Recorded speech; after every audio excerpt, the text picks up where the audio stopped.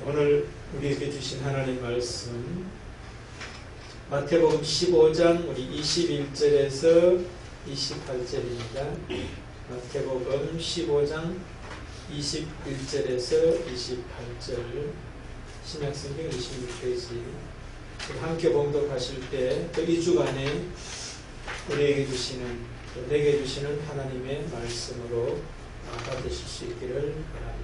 같이 봉독하십시다. 예수께서 거기서 나가사 들어가시던 집으로 가시니 하나님 자가 지경에서 나와서 소리질러 이르되 주 다윗의 자손이여 나를 불쌍히 여기소서 내 딸이 행하게 계시려나이다 하듯 예수는 한 말씀도 대답하지 않으시니 제자들이 와서 청하여 말하되 그 여자가 우리 뒤에서 죄를 지르니 그를 보내소서.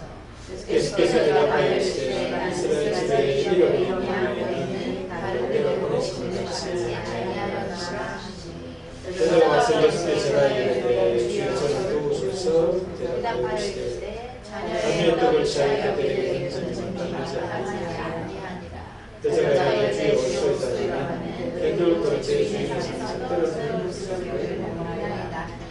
예수께서 대답하여 이르시되 내가 믿음이 크도다. 예수께서 데려가시니 그때로부터 내 딸이 나으리라. 이 말씀은 우리가 잘 아시는 말씀입니다. 한 가지 질문을 제가 하면서 이 말씀을 또 통해 우리에게 주신 하나님의 말씀 음성을 듣기를 원합니다. 오늘 이 말씀 속에서 이 여자가 예수를 만나기 이전의 모습과 만난 이후의 모습에 어떤 차이가 있는지를 한번 생각해 보셨으면 좋겠어요. 무엇이 변했는가? 예수님 만나기 전의 모습과 예수님 만난 이후의 모습이 무엇이 변했는가? 바로 그 변한 그것이 예수께서 이 여인에게 허락한 은혜예요. 예수 만나기 전에 이 여인의 모습과 만난 이후의 모습에서 큰 차이가 있거든요. 근데 그 큰 차이가 예수께서 그 큰 차이를 허락하셨다는 거예요. 바로 그 차이에서 나오는 그 차이의 내용 그 자체가 예수께서 이 여인에게 허락한 은혜라는 거예요. 그럼 예수께서 이 여인에게 어떤 은혜를 허락하셨는가? 라고 하는 질문과 똑같은 거죠. 바로 그 은혜가 예수께서 오늘 이 시대를 살아가는 우리에게 허락하실 은혜와도 같은 거예요.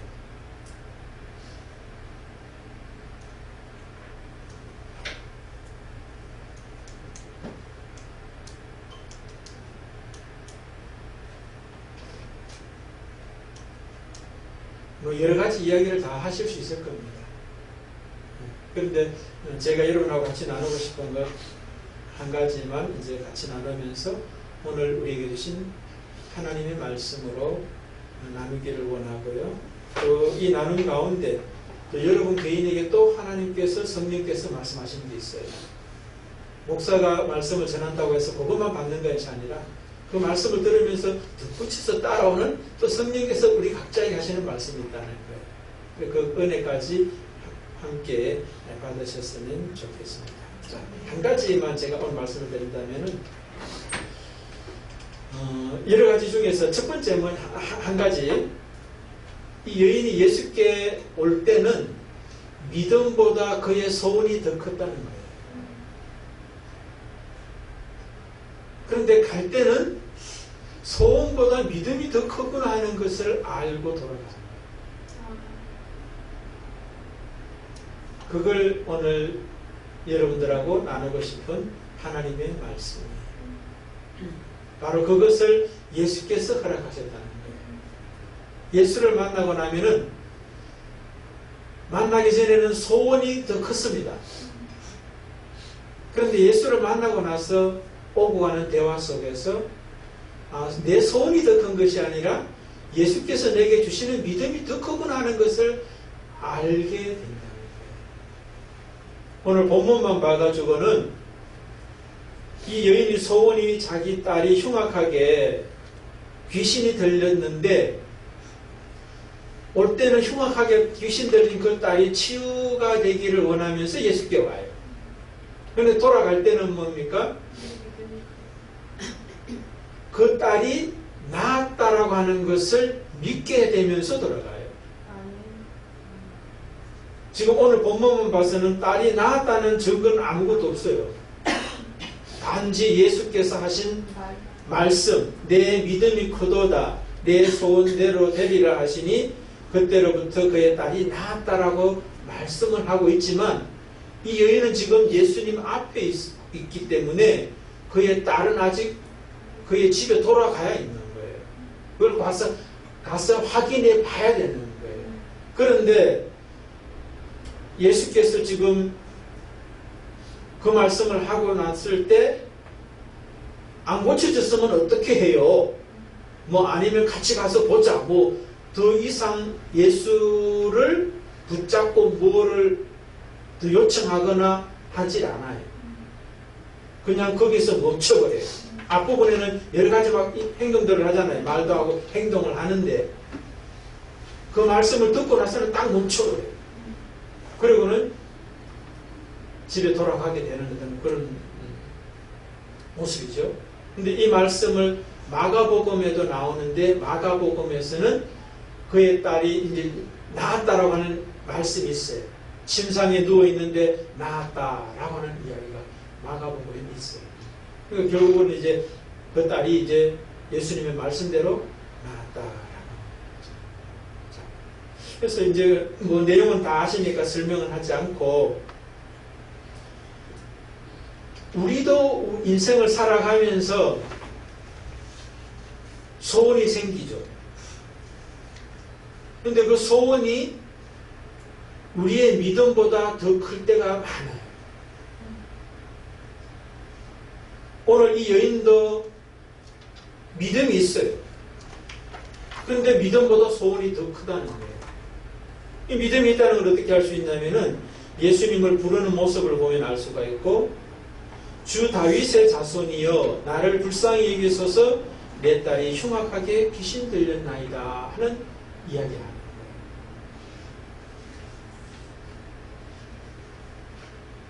족속도 다르죠. 이 여인은 가나안 족속이에요. 그리고 예수는 유대 족속이죠. 근데 그를 부를 때 유대의 한 청년이여 뭐 이렇게 이야기하지 않고 또 선생님이여 그렇게 말하지도 않고 주 다윗의 자손이여 그렇게 이야기한다는 거예요. 이것은 메시아 그리스도를 구세주를 호칭하는 말이거든요.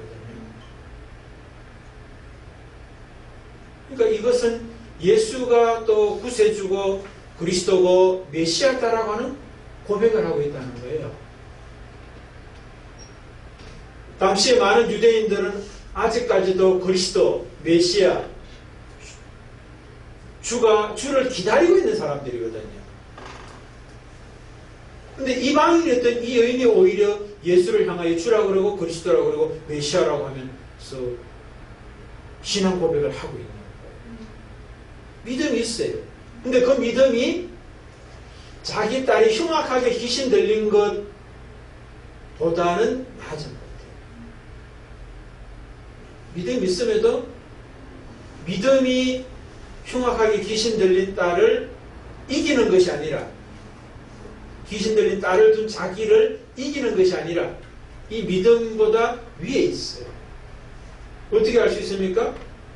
예수께 나 어느 모습을 보면서 알 수가 있어요. 이것은 귀신 들린 딸을 둔 자기 자신을 믿음이 통치할 수 있다면은 예수께 나올 필요가 없어요, 사실은요. 그것을 자기가 믿음으로 이겼기 때문에. 문제가 안 됐기 때문에. 그런데 예수께 나온다는 건 그 믿음보다도 딸의 그 귀신 들림이 자기 마음속에는 더 크게 지금 자리하고 있다는 것을 자기 행동이, 말이, 믿음은 고백하고 있지만 믿음 위에 있는 거예요. 그리고 그 딸이 뭡니까? 뭐 어디가 아프다든가 이런 것을 말하는 것이 아니라 흉악하게 귀신 들렸다라고 말하는 것 속에서도 믿음이 있어요. 귀신 들림의 사건으로 바라볼 수 있는 믿음이다.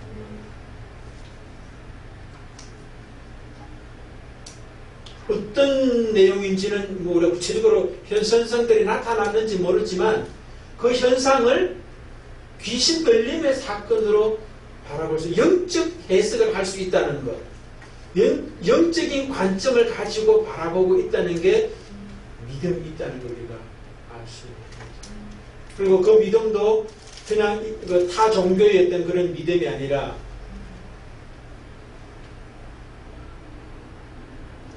성령의 관점, 거룩한 영적 관점을 가지고 해석하고 있다는 걸 우리가 볼 수 있습니다. 그런데 믿음이 있는데도 불구하고, 그 믿음이 있음에도 불구하고 자기 삶의 문제, 소원이죠. 예수님은 소원이라고 뒤에 이야기합니다. 내 소원대로 되리라, 그렇게 말씀하잖아요. 여인은 이제 문제라고 하면서 가지고 왔는데 그 문제가 너의 소원이 되었다라고 예수가 지금 말씀하시는 거예요. 근데 그 소원이 너는 문제라고 했던 그것이 해결됐다라고 하는 말씀을 해주시고 있다는 거죠. 어쨌든 이 여자는 예수 만나기 전에는 믿음이 있었지만 그 믿음보다 자기의 소원이, 문제가 항상 위에 있던 모습이었다라고 하는 것이 오늘 말씀이 예수 만나기 전에 여인의 모습이다라고 하는 것을 이야기한다는 거예요. 그러니까 그 두 가지가 예수를 주 다윗의 자손이라고 부르는 것 첫 번째와 딸의 그 질병의 원인을, 물리적인 어떤 그런 원인을 이야기하지 않고, 감정의 어떤 그런 원인을 이야기하지 않고, 심리학적 이해를 하지 않고 영적 관점에서 이해하고 있는 것이 바로 믿음이 있다라고 하는 증거가 되죠. 그죠? 그런데 나중에 이제 예수를 만나고 난 이후에 예수께서 이 여인을 찾아가서 그 여인과 오고 가는 대화 속에서 마치고 난 다음에는 소원보다 믿음이 더 위에 있는 모습으로 바뀌어 있는 모습이 오늘 본문에 나타납니다. 그건 뭐 우리가 충분히 설명을 또 증거를 대지 않아도 좀 전에 제가 이미 말씀 다 드렸어요. 여자여 내 믿음이 크도다. 이것은 믿음이 크다라고 하는 말은 예수께서는 여러 가지 앞에서 그 중간에 있는 사건들을 통해서 네 믿음이 크도다라고 하는 말도 되지만 또 하나는 뭐예요? 네 소원보다 이제는 믿음이 더 크구나라고 하는 말도 될 수가 있어요. 네가 내게 올 때는 믿음보다 소원이 컸었는데 이제는 네 소원보다 네 믿음이 더 크다라고 하는 것을 인정해 주시고 있다는 거예요.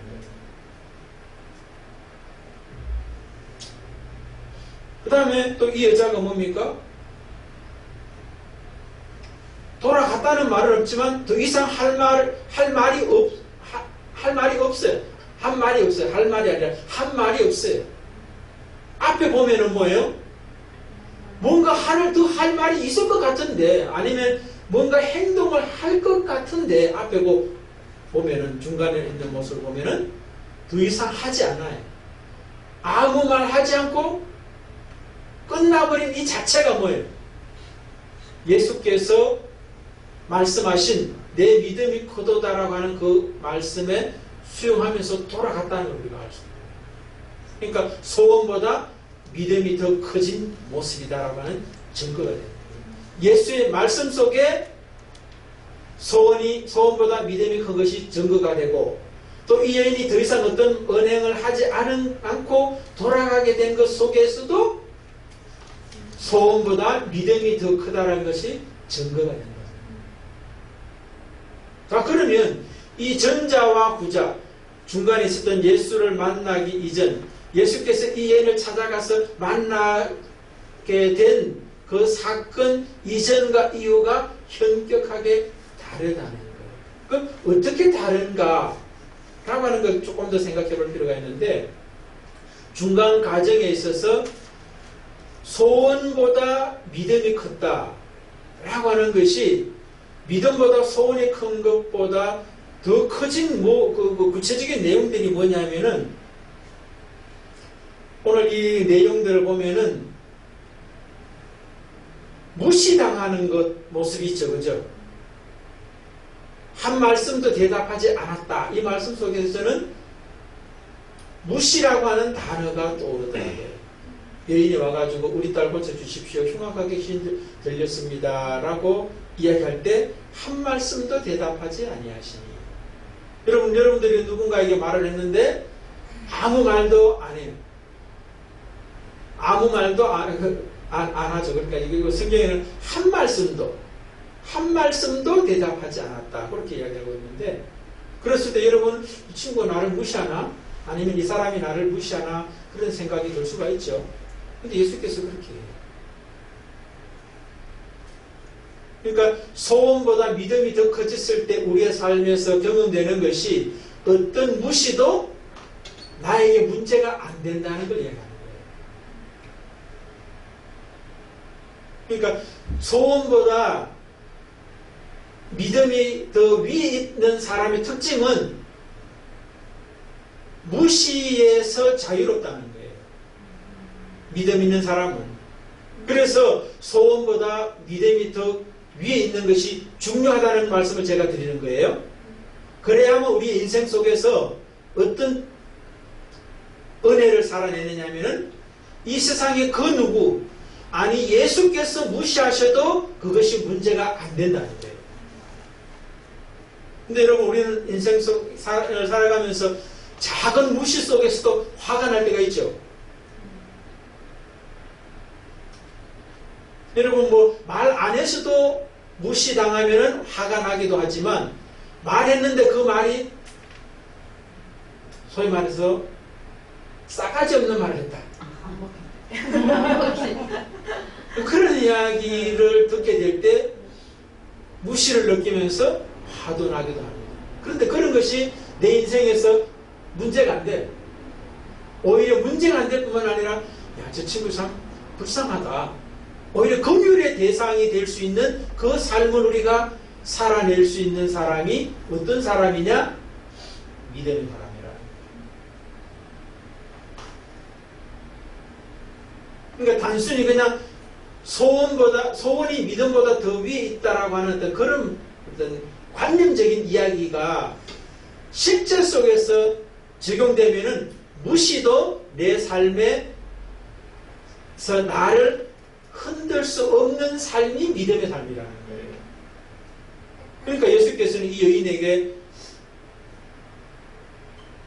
무시에 삶에서도 자유롭게 하시는 은혜를 믿음을 통하여 주시고 있다. 이래 되는 거예요. 여러분, 우리 삶 속에서 무시당해가지고 삶 속에서 화나고 이런다면 무시당한 것이 문제가 아니라 믿음의 문제다. 이래 되는 거예요. 아이고. 이해 되신 줄 믿고 넘어가겠습니다. 두 번째,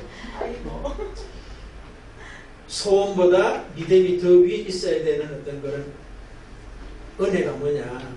두 번째, 예수님이 이제 여자하고 오고 가는 모습에서도 나타나는데, 두 번째 모습은 뭡니까? 예수께서 한 말씀도 대답하지 않았더니 이 여자가 뭘 하냐면은 제자들의 말이 이렇게 말합니다. 제자들이 와서 청하여 말하되 그 여자가 우리 뒤에서 소리를 지르니 그를 보내셔서. 계속 소리를 질러요. 나를 긍휼히 여겨 주십시오. 불쌍히 여겨 주십시오. 내 딸이 흉악하게 귀신 들렸나이다 하는 이야기를 한 번 하고 끝내는 것이 아니라 계속적으로 이야기한다는 거예요. 그랬더니 예수께서 뭐라고 그럽니까? 예수께서 대답하여 이르시되 나는 이스라엘 집에 잃어버린 양 외에는 다른 데로 보내심을 받지 아니하였노라 하시니. 이 예수님은 이 여인에게 난 이스라엘 집에 잃어버린 양 외에는 다른 데로 보냄을 받지 않았다. 그런 말씀을 해요. 이 말씀 속에서는 예수님께서 이 여인에게 결과적으로 소원보다 믿음이 더 크게 됨으로 주어지는 어떤 은혜를 지금 주시는 어떤 장면입니까? 앞에는 무시했어요. 한 말씀도 대답하지 않음으로 말미암아 무시로부터 자유케 하는 은혜를 훈련시켜 주시는 어떤 모습이 있다는 거예요. 두 번째는 무시. 더 무시도 돼요. 더 무시도 되는데 저는 이 말씀 속에서 거절이라고 하는 단어가 생각나더라고요. 나는 이스라엘을 잃어버린 말도 안 된다. 이스라엘에 잃어버린 양들, 이스라엘 민족, 유대 민족을 위해서 왔지 가나안 여인은 이방 민족 너를 위해서 오지 않았다라고 하는 말을 한다는 거예요. 그 말은 거절이잖아요. 저는 거절이라는 말로 와닿았어요. 여러분들 나름대로 생각해 보세요. 이 말이 예수께서 어떤 의미로 하셨을까? 저는 이제 거절이라는 단어로 이제 하게 됐다는 거예요. 그래서 우리 인생을 살아가면서 거절의 삶이 있을 수 있어요. 거절의 또 모습도 다양하게 있을 수 있죠. 안 돼도 거절의 모습일 수도 있고, 또 뭡니까? 뭐 다른 어떤, 하여튼 여러분들의 인생을 살아가면서 거절의 경험을 당한 어떤 그런 모습이 있었다면, 거절의 모습의 어떤 양태는 다양하다는 거예요. 그 다양한 거절의 모습 속에서도 그것이 나에게 문제가 되지 않는 삶으로 이 여인에게 믿음을 주심으로 가능하게 하시더라고요. 이 거절도 뭡니까? 거절당하는 그것이 문제가 아니라 믿음의 문제라는 것을 알 수 있어요. 거절의 자체가 문제가 아니에요. 그러니까 이 세상의 모든 문제는 결국은 뭐예요? 나를 무시하는 그 누구도 문제가 아니고, 무시가 문제되는 건 뭐예요? 내 속에 무시당한다라고 하는 그 내 안에 있는 문제 때문에 문제가 되는 거예요. 그 무시당하는 그 내 안의 무시는 무시가 아니라 믿음의 문제가 더 근본적이다라고 하는 거죠. 거절도 마찬가지예요. 거절하는 저 인간이 문제가 아니에요. 거절감을 당하는 내 안에 있는 거절감도 문제가 아니에요. 더 깊은 문제는 믿음의 문제다라고 예수께서 말씀하고 있다는 거예요.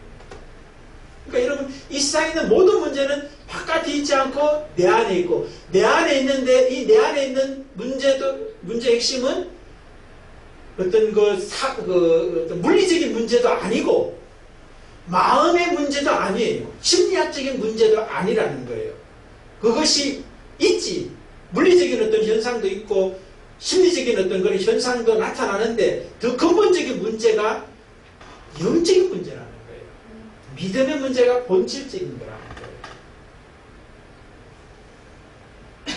근데 그것을 우리가 알지 못하면은 우리는 해결점을 다른 데 가서 찾으려고 자꾸 애를 쓰다가 세월만 낭비하고 또 여러 가지 물질도 낭비할 수 있고 여러 가지 복잡한 인생을 살게 되는 거예요. 그래서 우리들이 어떤 문제, 소원이 일어나면 그 소원의 해결점은 예수께서 지금 접근하는 방법이 뭐예요? 영적인 접근을 하고 있다는 거예요. 믿음의 접근을 하고 있다는 거예요.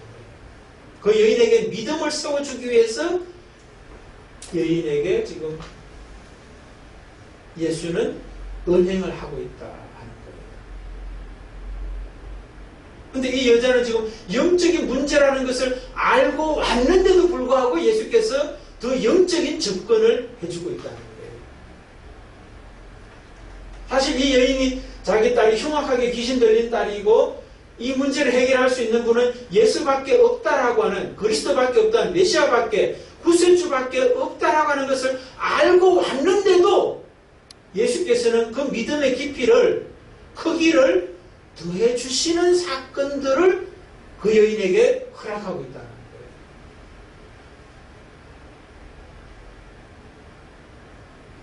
무시, 거절, 그 다음에 세 번째입니다.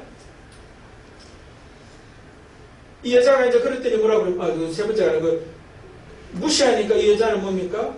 여자가 와서 예수께 절하여 이르되 주여 저를 도우소서, 그렇게 이야기합니다. 이것도 한 번만 하고 말하는 게 아니라 계속적인 미완료형을 해가지고 원어상에 보면은요, 계속적으로 했다는 거예요. 계속 절을 하면서 주여 저를 도우소서라고 하는 이야기를 계속했다는 거예요. 그러니까 앞에보다 더 한 걸음 더 나아가죠, 그죠? 믿음의 자리로 이 여인이 나가는 걸 볼 수 있어요. 절을 했다라고 하는 어떤 그런 모습이에요. 앞에는 불쌍히 여기소서라고 계속적으로 외치던 여인의 모습에서 그 외침에서만 끝나는 것이 아니라 예수께 절을 하는 모습으로 나가요. 절을 하면서 도와달라고 이야기를 합니다. 그냥 말로만 도와달라고 하는 그 외침에서 절까지 하면서 도와달라고 한다는 거예요. 다시 말해서 이 여인의 모습에서는 뭡니까? 내 속에 있는 나의 모습이 더 많이 파임을 당해서 나가는 거죠. 입으로만 말하는 모습에서 내 몸이 절을 하는 모습으로 이 여인이 내 안에 있는 내 자존심이라든가 또 뭐 자기를 어떤 생각하는 어떤 그런 뭐 자신을 예수님 앞에 파내는 거예요. 앞에는 그냥 가나안 여인과 유대의 한 청년, 특별히 이제 그리스도로서 나와서 이제 대화하고 있다가 절을 한다는 말은 주인과 종의 관계를 말해요. 그 당시에서는. 다시 말해서 나를 당신께 드립니다라고 하는 표현이 절하는 거예요. 나는 당신의 종입니다. 당신은 나의 주권자이십니다라고 하는 표현이 절이라는 거예요. 그러니까 앞에서는 대등한 어떤 그런 입장이라면 어쩌면은 좀 구세주라고 했지만 다윗의 자손이라고 했지만 그 다음에 여기서는 뭡니까? 더 낮아진 모습에서 예수를 부르고 있다. 그러니까 예수께서 이 여인에게 오셔서 믿음을 세워주는데 무시, 거절, 또 이제 그 다음에 또 하나 더 있습니다. 무시, 거절하는 것은 결국은 뭐 어떤 거냐면 내 안에 있는 나를 파내는 작업이에요. 여러분 믿음은 딴 거 아니에요. 내 안에 있는 나를 퍼내는 작업이 믿음의 작업이에요. 예수께서 우리에게 오셔서 하시는 일들이 항상 보면 다 그거예요. 내 안에 있는 내 생각이나 내 감정, 내 의지, 내 지식, 내 경험 이런 것들을 파내요. 예수 만나요. 그래서 어떤 사람이 믿음이 좋은 사람이냐, 오늘 이 여인은 내 믿음이 크도다라고 하는 말씀을 예수님으로부터 직접 들었던 대표적인 사람인데 그 믿음의 내용이 뭐냐면은 내 안에 있는 나가 파내어짐을 당하는 것이 믿음입니다. 우리 삶 속에서도 내가 신앙이 잘 성장하고 있는가, 성숙하고 있는가 아닌가를 스스로 좀 점검해 보는 어떤 모습에 있어서 대표적인 게 내 안에 있는 내가 얼마나 퍼져 나갔느냐, 파여 나갔느냐 라고 하는 것을 체크해 보면 되는 거예요. 그랬더니 이제 예수께서 또 뭐라고 그러십니까? 종으로서 예수를 주권자로 인정하는 믿음만 해도 될 것 같은데 예수는 거기서 한 단계 더 나가요. 한 단계 뭡니까? 대답하여 이르시되 자녀의 떡을 취하여 개들에게 던짐이 마땅하지 아니하니라. 한마디로 이 여자 보고 너는 개다 그런 이야기를 하는 거예요. 사람이 아니라 개다 그런 이야기를 하는 겁니다. 근데 뭐 주석서를 보니까 이 개라고 하는 개는 부정적 의미 또 안 좋은 어떤 그런 모습의 개를 부를 때 말하는 말하고 조금 다르게 집안에 있는 그 애완견 있잖아요. 그죠? 애완견과 같은 그런 강아지를 부를 때 말하는 개라고 하는 말을 쓰고 있다. 뭐 그렇게 이야기를 하더라고요. 그 말을 보면서 예수님을 높이려고 애를 쓰고 있구나 생각이 들더라고요. 예수님이 그렇게 무식한 말 하는 게 아니라 그래도 그 여인을 배려하는 말을 하고 있다라는 의미에서 이제 그렇게 해석을 하는 것 같아요. 근데 뭐 굳이 그럴 필요는 없을 것 같아요. 내가 볼 때는. 왜? 예. 이 여인을 뭡니까? 종의 자리에서 더 낮은 자리, 종보다도 뭐예요? 너는 개와 같은 존재라고 하는 이야기를 하신다는 것은 종 그래도 뭐예요? 종이에요. 종보다도 못한 자리까지 이 여인을 내몰아 붙이는 거예요. 근데 이 여인이 또 뭐라고 그럽니까? 여자가 이르되 주여 올소이다마는 개들도 제 주인의 상에서 떨어지는 부스러기를 먹나이다 라고 하는 고백을 해요.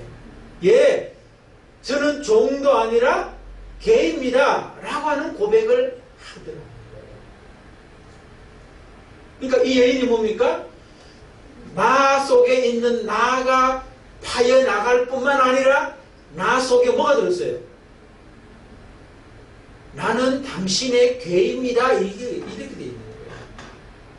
그러니까 이 여인이 속에 차있던 나의 모습이 얼마나 파여졌느냐, 예수께서 파내셨느냐라고 하는 것을 우리가 알 수 있다는 거예요. 그럼 내 속에 있는 나가 파여나갔으면 내 속에 채워진 나, 그 또 다른 나는 뭐예요? 예수예요. 그러니까 주 다윗의 자손이라고 불렀던 이 주 다윗의 자손이 입술의 고백만으로서의 주 다윗의 자손이 아니라 자기 삶의 자기 존재 속에서 자기 어떤 인생 가운데에서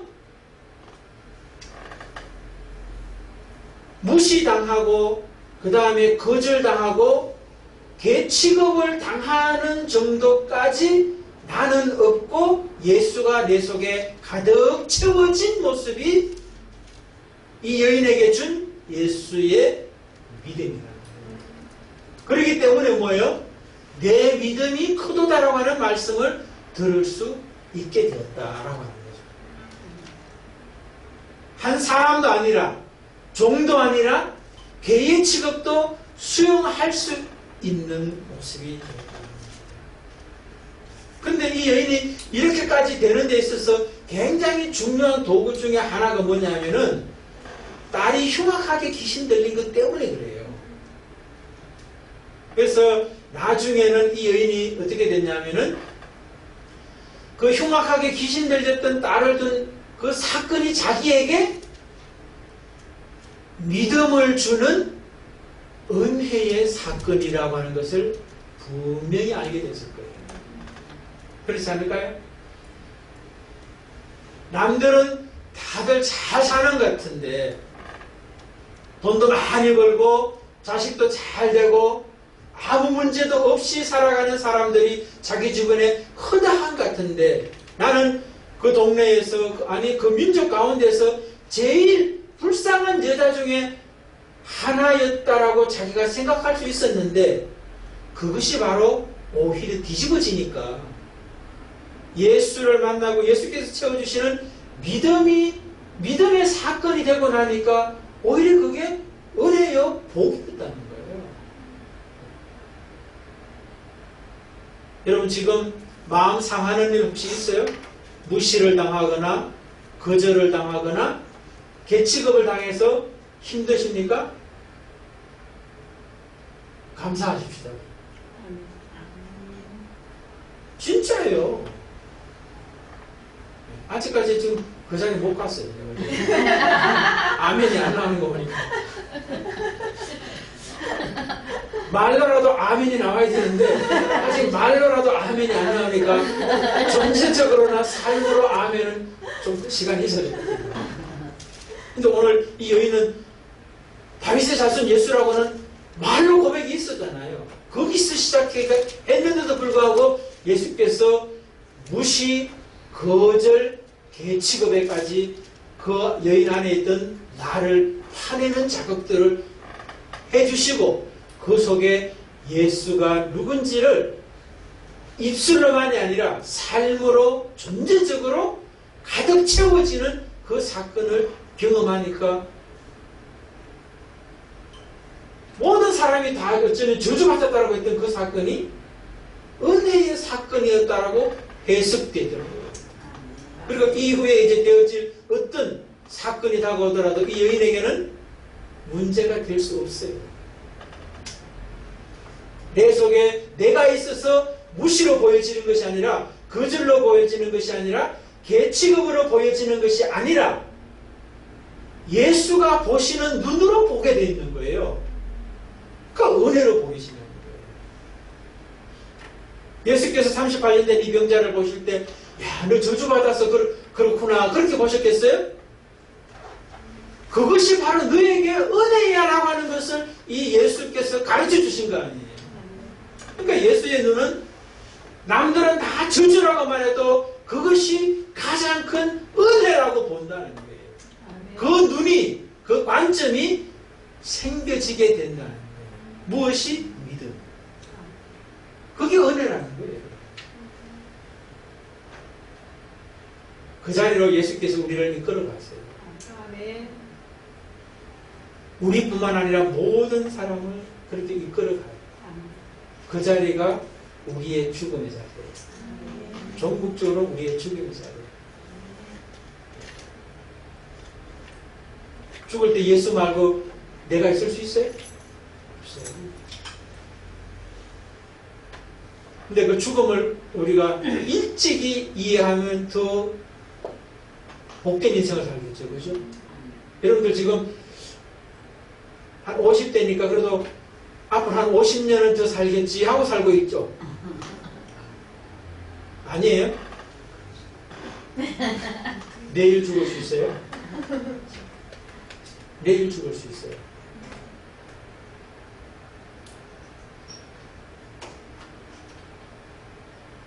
잊지 마십시오. 내가 내일도 아니 오늘 죽을 수도 있어요.